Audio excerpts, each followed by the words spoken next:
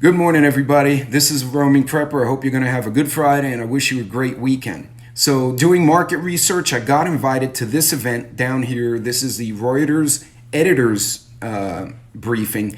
They had four analysts: financial, energy sector, geopolitics. Actually, it was five: North America and Europe.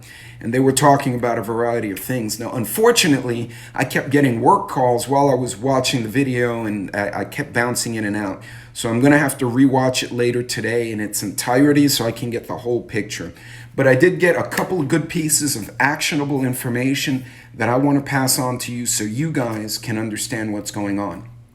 One, fuel prices.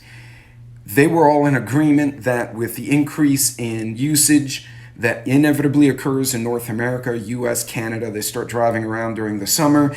Add to that the increased demand in Europe because they're getting cut off from Russian hydrocarbons, and a lot of countries are trying to shuffle to get their supply. You will likely see the price of gas, the price of diesel, price of oil go up during the summer more so than we've already seen. They said it could get ugly.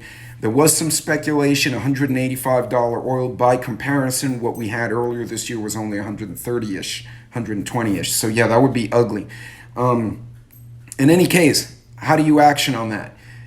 Consolidate any trips you're planning to make.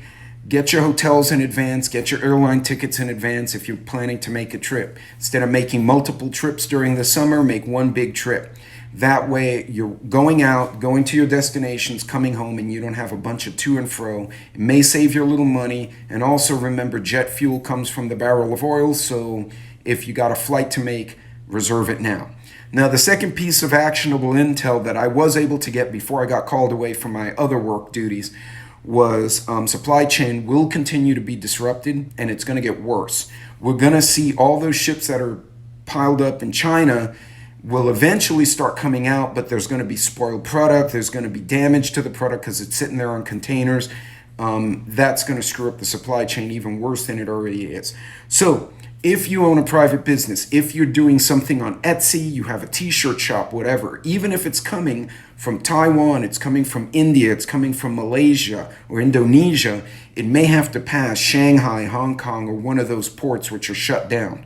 Expect those delays, order sooner than later, and also when you price any products, make sure that you price them on your replacement today. So if you paid $5 for that t-shirt last year, but it's $10 now, $10 is your cost of goods sold. I hope that helps you guys. I'll watch the video and come back later with more info. Godspeed, God bless, and have a great weekend.